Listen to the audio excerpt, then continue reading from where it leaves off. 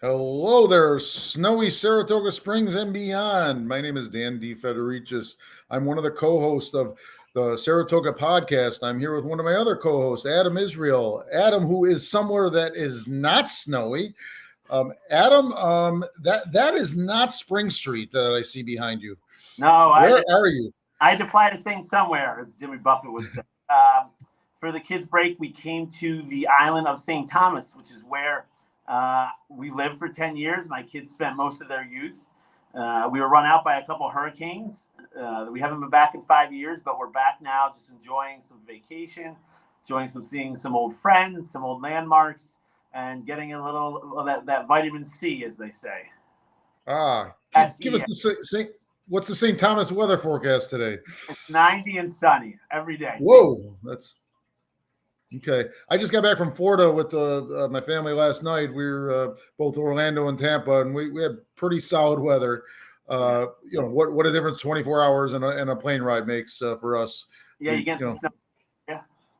It was like 80 yesterday in Tampa when we stepped on a plane, and we anyone living here now knows what this morning was like. But hey, it's been a pretty mild winter. We probably need the snowpack. Ski centers and such need some snow to make some money. So, I'm not going to complain about this. A 2-hour school delay. Typical old guy here. When I was in school and I lived in Buffalo, which was used to snow, in a billion years, there wouldn't have been a 5-minute delay. The buses would have been on time. We would have got to school on time. Wouldn't even have hinted at a snow day. But anyway, we digress. Adam, you want to update anything else before we bring on our first guest or our guest today? Yeah, real quick. Robin Dalton, our other co-host, has been ill these last couple of weeks. Nothing serious, but something that requires her to take some time off. So, we wish her the best. We wish her, a speedy recovery, and we hope to see her again soon. But moving on from that, we have a guest today who. Why don't you introduce him? But I'll say, here he is. Oh, Steve, I didn't even give you a warning. Sorry. Wow. Steve Thurston. You interrupted my game of bricks and blocks on my phone. I just thought I'd let you know. Steve Thurston from Foothills Business Daily, a memorable debut here on the Saratoga podcast. Steve, thank you for joining us. I mentioned off camera that we were looking to do this for a while, and you were in the Adirondacks, I think, when we reached out a couple weeks ago and out of cell phone coverage. Luckily, we caught you today. How are you doing? You've been busy. Oh, I'm fine, thanks. The story actually that I missed, that made me miss the last time you invited me, I just posted today. It's about the hub. It's a food co-op food hub in the middle of nowhere in the Adirondacks, up in Essex, and they're filling this huge need for a small grocery store up there, and then at the same time they're a distribution site for all sorts of farmers who live up that way. They do processing of food and all kinds of stuff. If you've ever eaten a DAC bar, that's where they're made. So it was a fun story. It was fun to go up there. But yeah, the ironically, my cell phone actually stayed pretty solid through the entire stretch, unlike being on the bridge over exit 15, so I was just gonna say something similar. You got 10 buildings in sight, and you got no bars on your phone. Especially that northwest stretch down just north of exit 13. It's a dead zone. Steve, briefly tell the viewers that may not be familiar what Foothills Business Daily is, and your purview, your area of coverage. I know it's not a hard definition, but give the viewers an idea of what you do. Yeah, we run a daily website, post a couple of original stories a day. We always start the day with a summary of other people's work. And then we do a couple of our own stories that we've written through the day. And we do that 5 days a week. And we're ostensibly a business publication. And so we cover a lot of B2B type stuff, a lot of ribbon cuttings.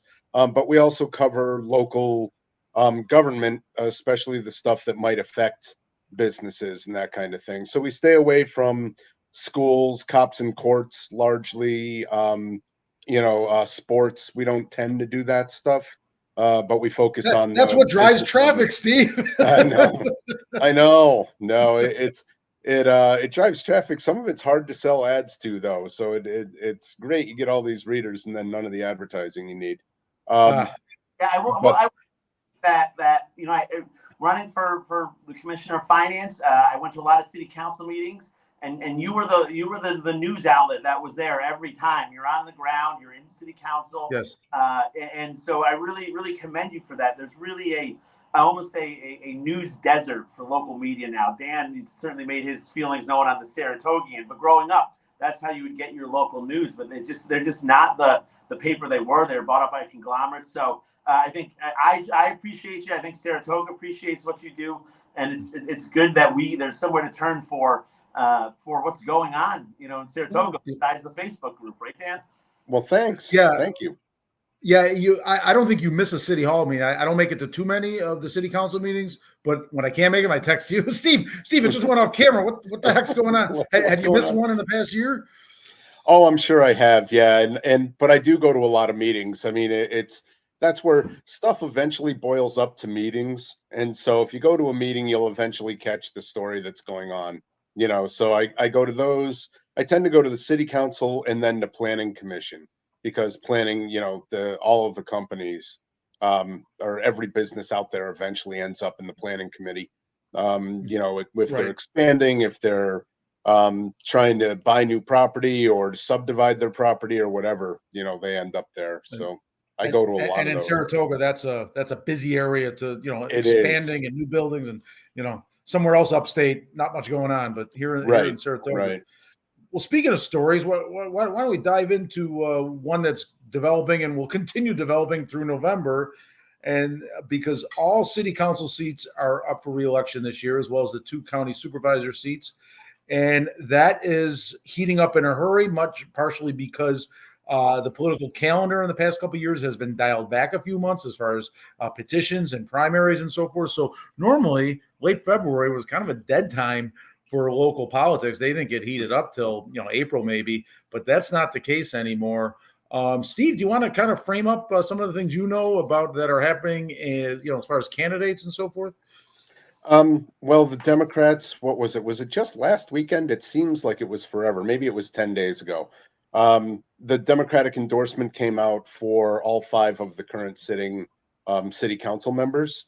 But that drew a complaint from Chris Mattison, who used to be the public safety commissioner and is running for mayor. He's going to primary Ron Kim for the mayor position, as well as Michelle Madigan, who used to be the commissioner of finance until she stepped down at the end of the last term a year ago. And she is going to run for one of the 2 supervisor seats. I thought at first she was going to actually try to primary Gordon Boyd. He is a local activist and a local politician, used to be a journalist, and now is getting involved in the politics of the city, or I shouldn't say now, but officially running for supervisor. He got the nod from the Democratic Party, but apparently, according to Mattison and Madigan, they were not even allowed to talk in front of the endorsement committee, and they're pretty hot and bothered by that. Yeah, John Kaufman's blog, Saratoga Springs Politics, took the Democrat for, ironically enough, not the and not allowing them to at least present. He asserted in his blog post that that was a past practice to allow all candidates to address the committee, and that didn't occur. And then they also did a little bit of strategy there, apparently, in that they only endorsed 1 candidate when they could have endorsed 2. Kind of like a quasi bullet, a bullet method where you try not to dilute the strength of the party, because Matt Veach on the other side, on the Republican side, I don't know that he's announced again, but if he does, he can get votes. He's won several times, so they probably know they can't take out Veach. So by endorsing just 1 candidate, hoping nobody petitions in, I'm guessing that's the Dem strategy to try to steal one of those seats. Dan, let me tell you that the problem with your logic there is you get 2 votes for supervisor. So you can't vote for Gordon. But even now, this is my understanding. I'm not 100% sure, but I'm 99% sure you can't vote for one supervisor twice. So you have two votes. So this is why this strategy makes no sense to me. Steve, I'm wondering if you have any insight. Why not just find somebody else to throw up there? I can see why Republicans might have a tough time because it's the last election showed us it's going to be very difficult to win as a Republican here. But if Democrats just threw a second person up there, they would have a real good shot of winning just having a D behind their name. Do you agree with my logic there, Steve? It seems like it. I mean, I think you're right, first of all, that it's vote for two. It's not vote twice for one. And it does make you wonder, why you wouldn't want two candidates in there. But I haven't had a chance to call anybody or to talk to anybody about this yet to really get into the nitty gritty of what happened in that endorsement committee meeting.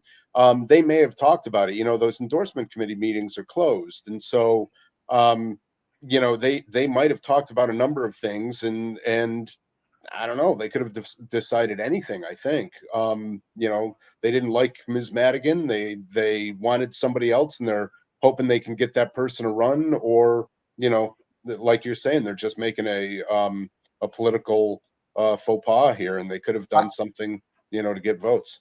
I don't know. No, I think that's strategy because you don't have to vote for two. And if you get your core to bullet vote and only vote for one, that is a way of getting one of the seats. Because if you don't do that, they're going to vote for Gordon and one of the Republican candidates, and that just sort of cancels it out. But if you can get your people to discipline your core group to bullet vote and only vote for one, because you're not required to vote for two, that is a way to get one of the seats as the Dem to keep. But and we should mention here that.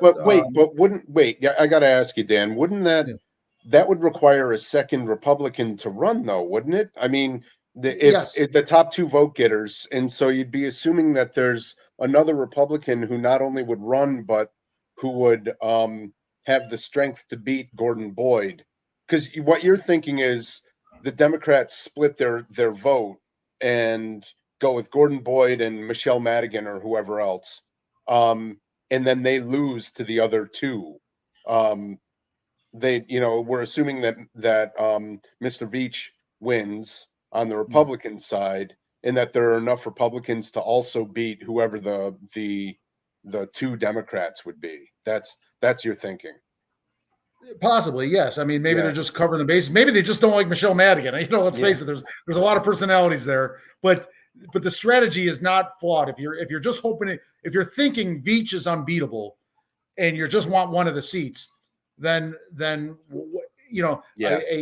a strong Republican theoretically could come out of the blue for that second seat. So maybe they're just covering the bases. We'll be happy with one seat. We're not going to beat Veach. Mm-hmm. Tara Gaston last election got more votes than Veach did. So again, it's just for me, the Democrats have such a strong hold on the city now, just by enrollment numbers, that to just not put somebody up there.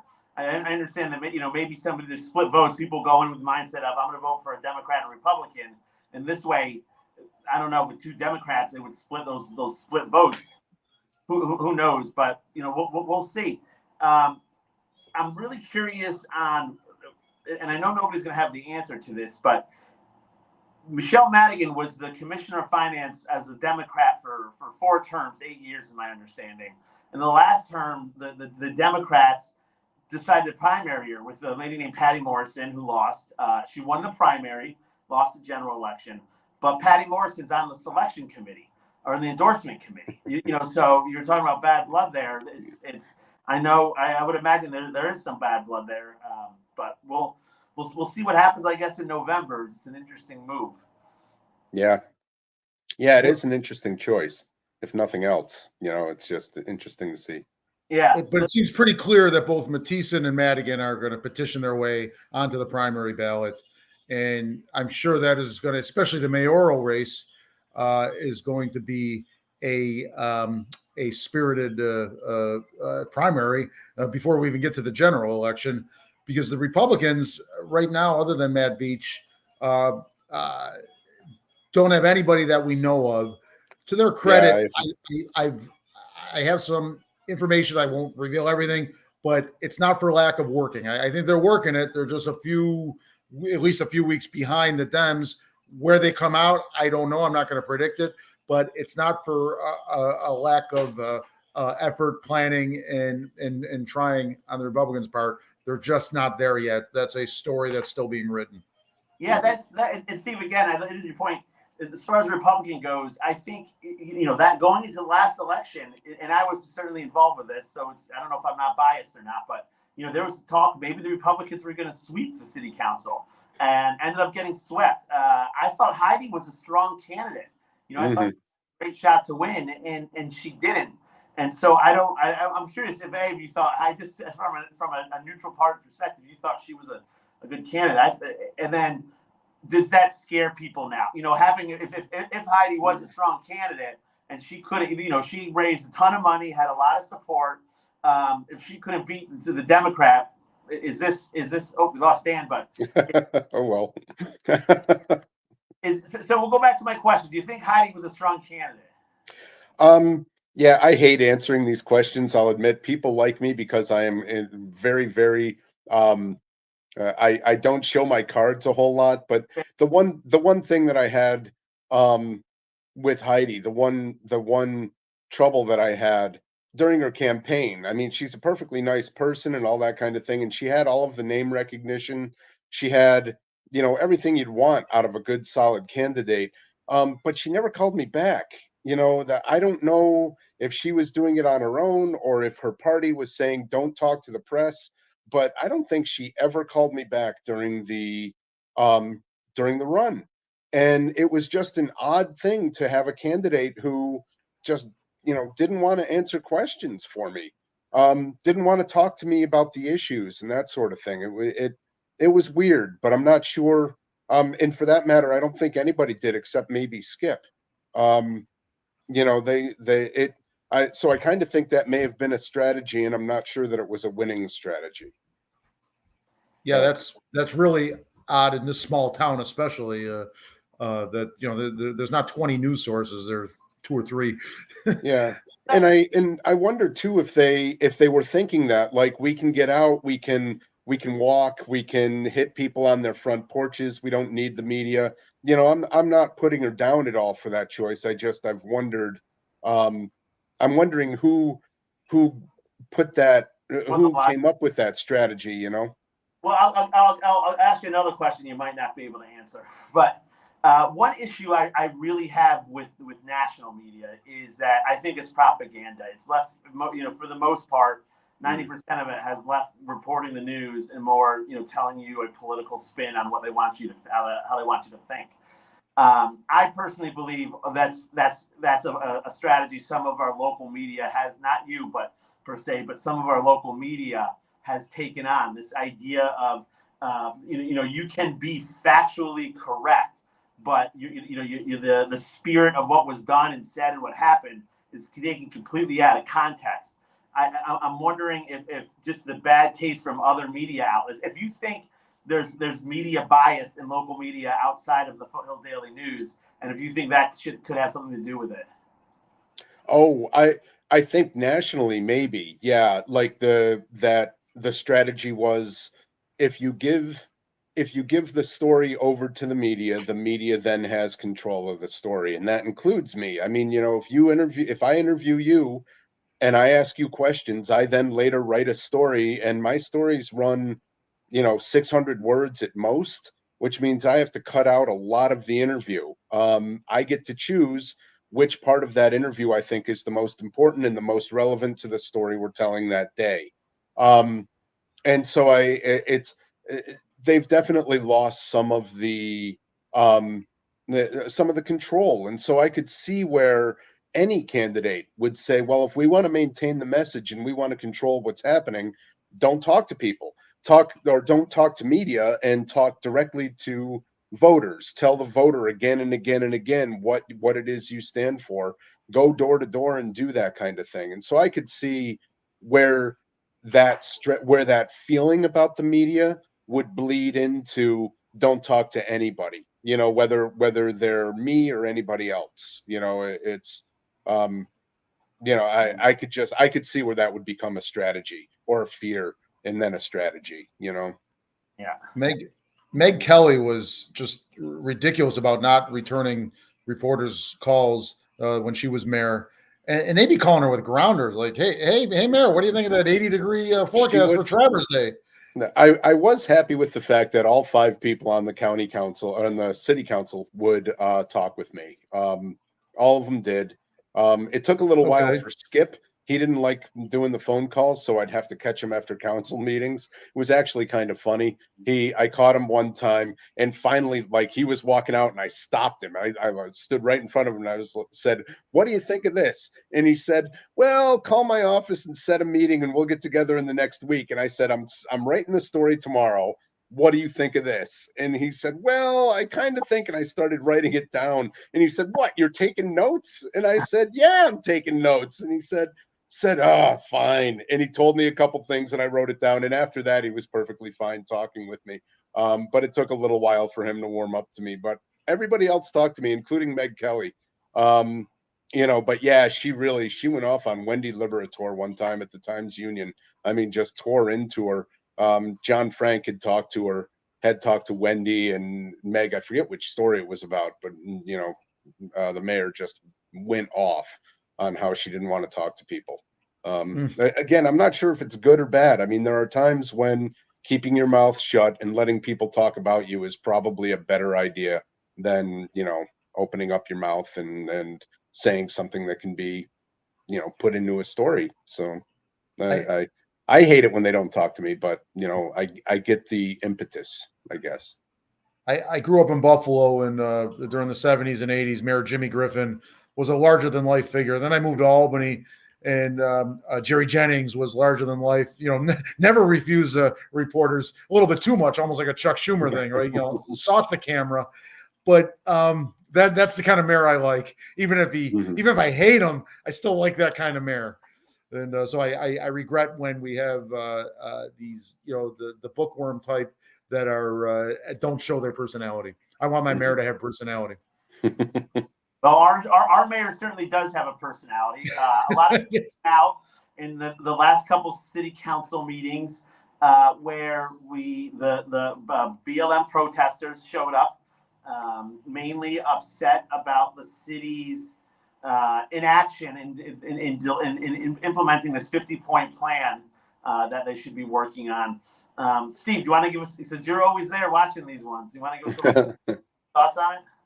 Well, I don't have a whole lot of thoughts, I guess, but yeah, I mean the on February 7th, it started up again on February 7th. BLM had not been at the city council meetings much during the past year. I mean, they would come and talk, but it was not like, in 2021, the previous administration, BLM showed up and talked the entire time. They every time they would just be upset and yelling and all sorts of stuff along those lines.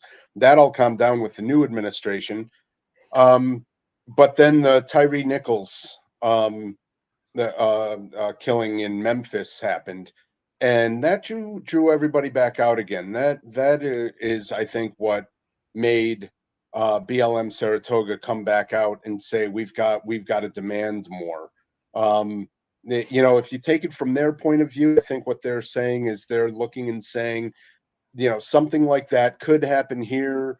They believe that it already did happen with the Darrell Mount situation. And so they're looking and saying we don't want this to happen again, and we're going to yell to make sure that it doesn't happen again. We're going to force people to do what we need them to do politically so that problems like a Tyree Nichols does not happen again. If you look at it from the other side, though, like the city council is looking at it, generally, they're talking through their time that everybody's allowed 2 minutes. They always say it's 15 minutes of total talking time, but that means 7.5 people get to speak.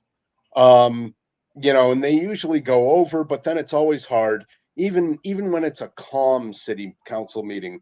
It's always hard for the mayor, and the mayor's real job there is just to sort of run the meeting. And so it's not that the mayor is the king of the meeting or something like that. That it's the mayor is tasked with running the meeting, with being the sort of the chair of that meeting. And the mayor always is the one who then has to say, okay, we're done with public comment. And on the 22nd, after this, there was the big one on the 7th where Chandler Hickenbottom took the microphone and did not give it up. And then on the 22nd, the mayor sort of said, "Are we done? Can we move on?" And Black Lives Matter were like, "No, there's still more of us." And the mayor said, "But we've been talking for a half an hour," and that's when it exploded again. Excuse me. But and so if you look at it from one point of view, it's just disruption. If you look at it from another point of view, it's people who are scared and are saying, we don't want this to happen. And that story has now developed to this week with Commissioner of Public Safety Jim Montanino directing, I believe, correct me if I'm wrong, directed the police department to file an information against Hickenbottom for a criminal summons. He actually is named. He names himself. Be it known by this information, James Montanino is the complainant herein, doing business at City Hall, accuses the above-mentioned person, that is Chandler Hickenbottom, of having committed the violation of disturbing lawful assembly, which is the section 240.20 of subdivision 04 of the Penal Law of New York State. And so he names himself in that He's the complainant. He is the complainant. He's wow, and that is unusual. That is a politician to be the complainant in something like this that wasn't involving him personally. It's not like he was trespassing on his yard. I understand that. Right. That is bold. That is unusual. He's getting wrongly criticized for that. Sorry if I'm hogging it, Adam. I'll shut up for a minute if you've got something to add to this. No, well, to give it a little background, the other three commissioners and the mayor have all come out and condemned this. Mayor Ron Kim has kind of spoken towards more communication and collaboration as opposed to wall building. It is interesting because, like you said, it's on one hand the city business has to go on, and nobody should be able to hijack city business for their own cause, regardless of how just it may or may not be. There's still law and order, and we have to get things done. On the other hand, the civil disobedience is certainly proven to be effective in the past, and it's kind of a tactic taken by Black Lives Matter. But it is interesting to see this split now. The city council has been, they came in all as Democrats, unified.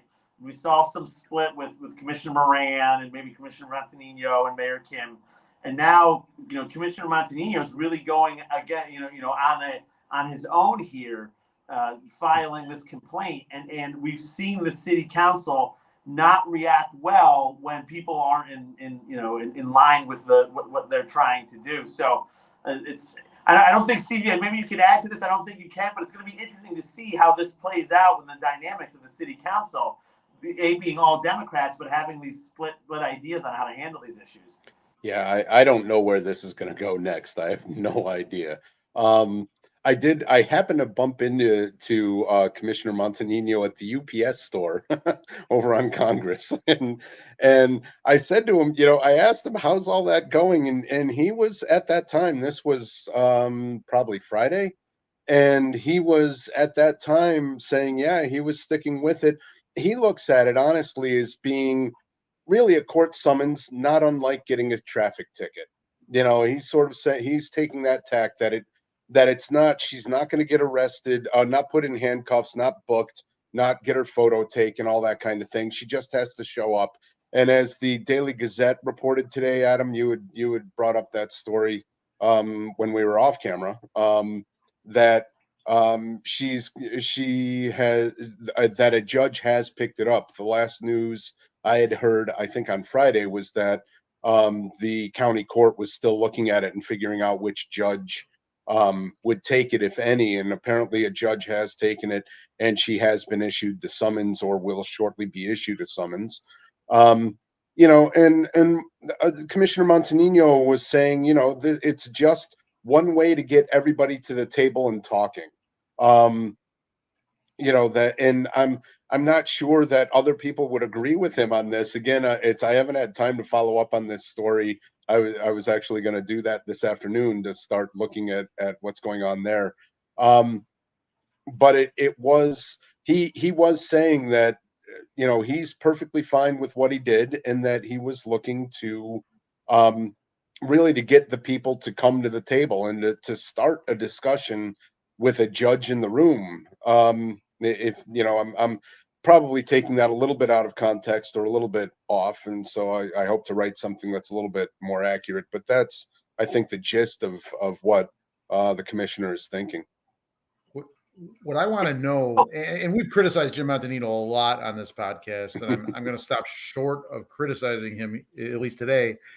But I do want to know, okay, I know you got this spat going on with the district attorney on the Vermont deputy being shot in the press conference there, but I want to know that you somehow you floated this by the DA's office and heard them out on what they're going to do with this. Do they think this is a good case? Do they think this is dead on arrival? Do they think that constitutionally it won't stand up for 5 minutes? I would want to know that, rather than being a bull in a china shop, that he took that step or something similar. Maybe, I don't want him doing his own research. He's never been a criminal defense attorney, or I don't think he's been a prosecutor. Maybe he has, but still, even if he was a prosecutor decades ago. So I'd want to know that he took that step. And I want to know that he considered this is just going to embolden and invigorate the BLM movement, the next city hall meeting. Did he consider that? But it does seem like he's determined.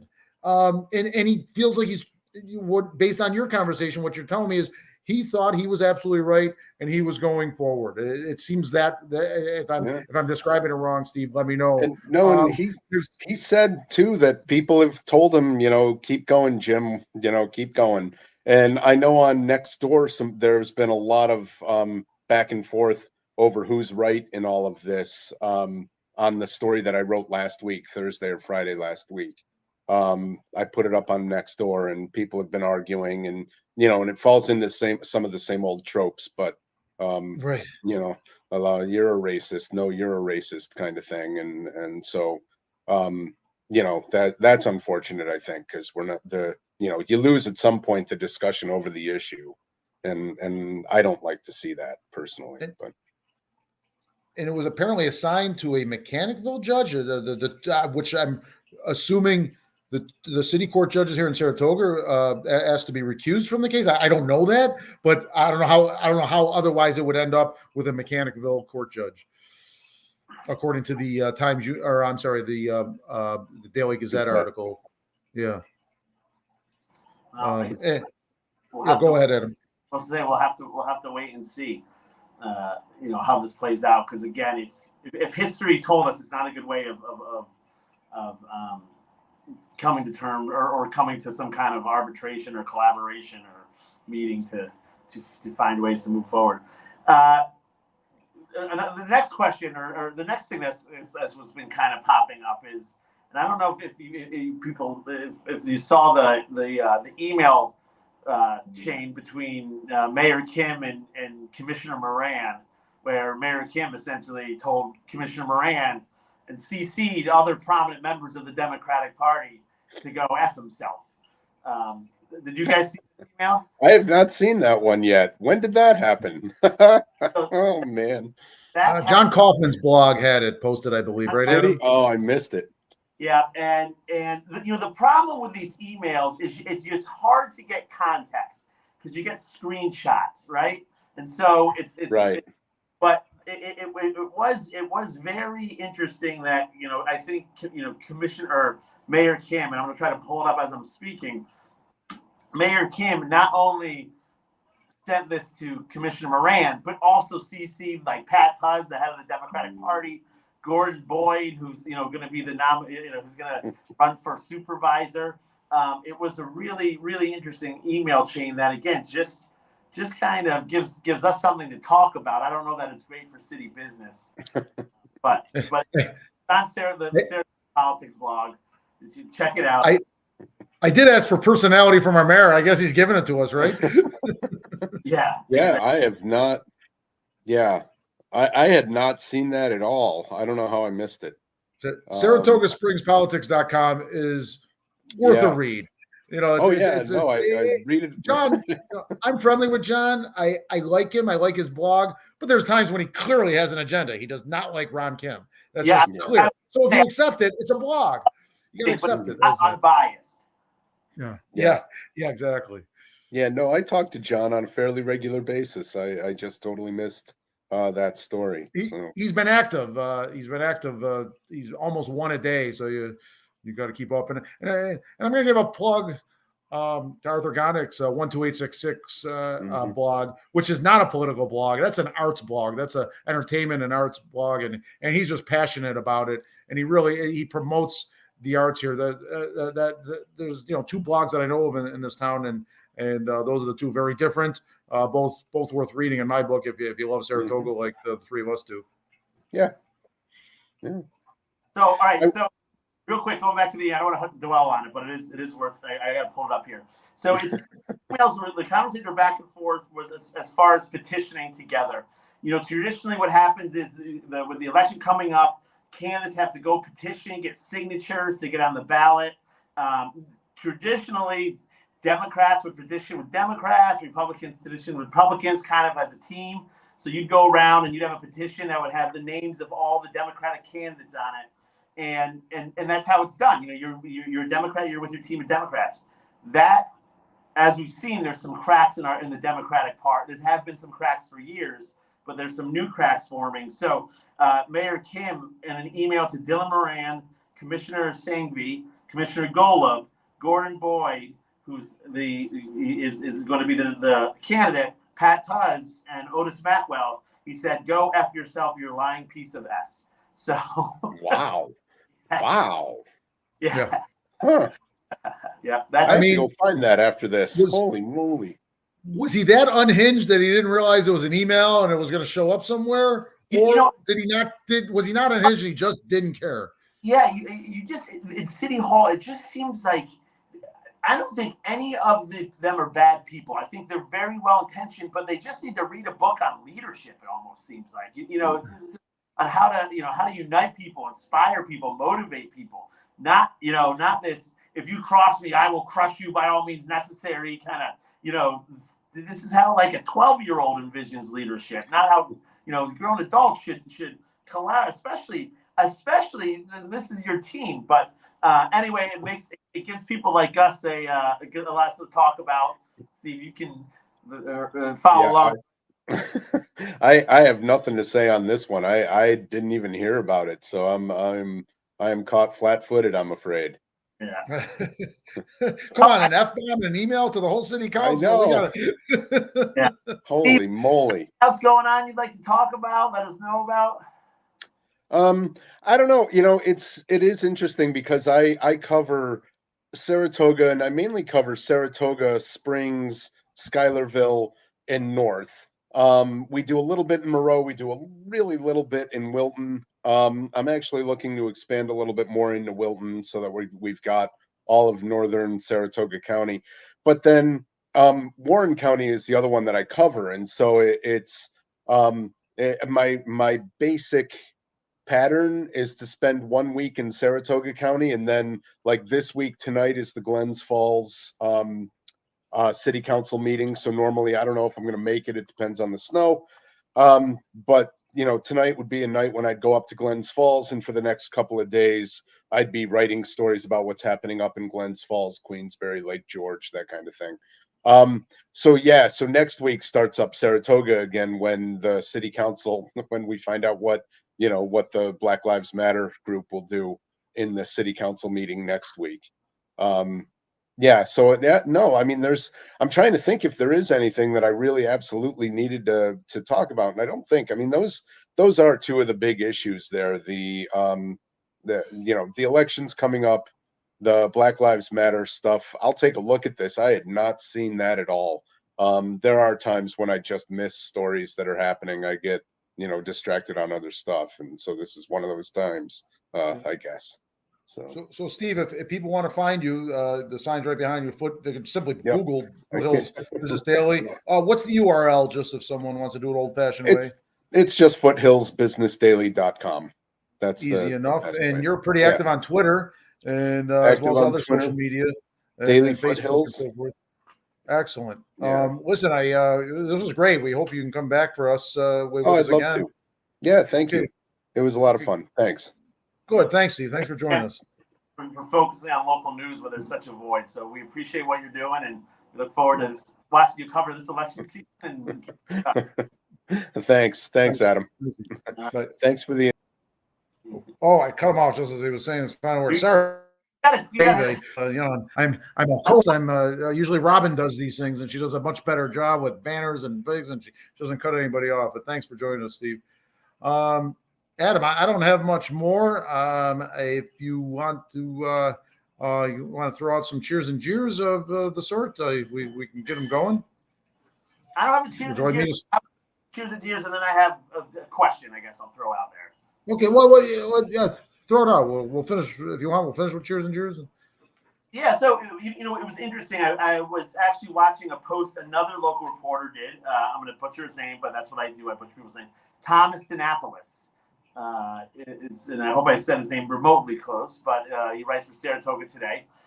Posted something on social media about this urban renewal, and the library had something in urban renewal. And they essentially framed urban renewal in Saratoga as it was a kind of a racist act that eliminated black faces and black voices from our neighborhoods. And my gut reaction to that was, urban renewal, is my understanding is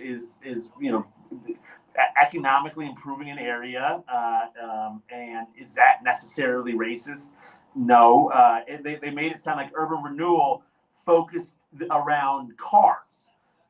And for me, urban renewal is the exact opposite. I know Saratoga was built on the idea you should be able to walk everywhere. We have a grid system. We have a strong core. We have commercial on the first floor, residential, on our buildings in and around our downtown area. So I just thought the exhibit, the mural of the library, just kind of stunk of race baiting to race bait. They talked about New York City a lot, without connecting it or correlating it all to Saratoga. But I did some more research, and there were some articles written on how it's happened in the 50s and how, yes, essentially Black and African American families were bought out of their homes and forced to leave. And I'm just, we like to go in these things with open minds. I'm just curious if anybody has any real substantive input on this, and if they want to come share it with me or our show, because I think it's important that we look at the whole picture, and this is a lot of what we're doing. Why we do what we do is because it's okay to disagree. It's okay to have an opinion and then change your opinion and get your opinion wrong. So again, my initial opinion was this mural and this display at the library essentially was taking race to a place that just it wasn't there. But maybe I'm wrong, and if I'm wrong, I'd like to know I'm wrong and why I'm wrong. So anyway, if anybody watching this would like to inform me or again come on the show, I would appreciate it. So that's not a jeer, just a thought I had. Well, my 2 cents is this country certainly has a long history of a lot of urban renewal, especially in New York City. Was either designed or inadvertently disadvantaged minorities. If you read that phone book, thick book, The Power Broker, about Robert Moses, by Robert Caro, and I read it. It was 1,200 pages long. I got to hate the book because I couldn't finish it. And finally, I did. But it talked about how Moses, not everything he created, but especially like the New York, the Long Island parkways that went out to the parks. He designed the bridges so that buses couldn't get under them, because he didn't want African Americans going out to the beaches on Long Island and things like that. So there was and there were probably many other examples of racism in that book. I read it 15 years ago, so I don't exactly recall, but that was one of the most poignant, because when you drive on the parkways, you still see those rounded bridges. There's no way a bus is getting under them. So this country certainly has had some shameful history at times. Not everything. I can't speak for Saratoga. But on your point, Demopoulos, how did we, Steve was a great guest. We got to have him back. How did we not have Tom Demopoulos as a guest on here? And maybe he's the one we want to have on. That's a great point. Yeah. And that's interesting, because that is horrible. That's really the if that's what urban renewal was, in my understanding, it was incorrect. And my initial thought on it was incorrect. But try to get Tom on here or somebody else to explain. Just a thought I had. Again, I didn't been on vacation, so I haven't been following the news to do with tears or years. So I just throw out a question about a subject I was unsure about. Well, excellent. And I just got back last night myself, so we're doing our best here. Steve helped us out. So I think it's a great point, and I hope we follow through with that. Tom, if you're watching, get a hold of us. We'll get a hold of you in the meantime, but we'd like to have you on maybe as soon as next week. Just talk general things, but also that post you had. I don't have a whole bunch of cheers and jeers. I'm going to give a bit of a plug to Mike Brandy, the city Saratoga Springs Republican chair, Pat Tuzz's counterpart. I gave the Republicans kind of a zing on a op-ed commentary piece I wrote on Saratoga Report about a week and a half ago, basically saying they're nowhere. They got Matt Veach and nobody else. And I think that was fair and that was true. But what I've found out in recent times, it's not for lack of Brandy trying. He's got the national Republican politics have dragged the Republican Party down, at least in areas like Saratoga. It's tough for them. Whatever your politics are, it's tough for the Republicans now to be competitive in a place like Saratoga Springs. They're competitive a lot of other places. They're dominant in other places, but not in Saratoga Springs. So Mike Brandy has a big job ahead of him to find some qualified candidates. I don't know if he's going to get there or not, but my point is a cheer for him, because I know for a fact that he is trying. Yeah. It'd be good to see some. I always think the more candidates, the better, right? So if we're not just funneling a certain party, and whether either party that is, democracy is supposed to be about a choice. So it's tough. It's national politics is for a moderate city like even a moderate Republican city. I think a lot of the Republicans I know are moderate, and the national politics is really turning them off, myself included. So. Anyway, all right. So that's a cheer. You got a jeer, Dan? No, I don't. I'm fresh from Florida. I'm happy. I'll give a second cheer for the idea of snowbirding it. I used to look down on that. Man, I think I'm getting older. I turned 57 a week or two ago, and snowbirding is looking interesting these days. Unfortunately, I have young kids, so that's not happening anytime soon. Yeah. All right. Well, we'll be back next week. Dan, good talking with you. Steve, thanks for coming on. Full Belly News does a great job, and stay charming, Saratoga. Thanks for watching, folks.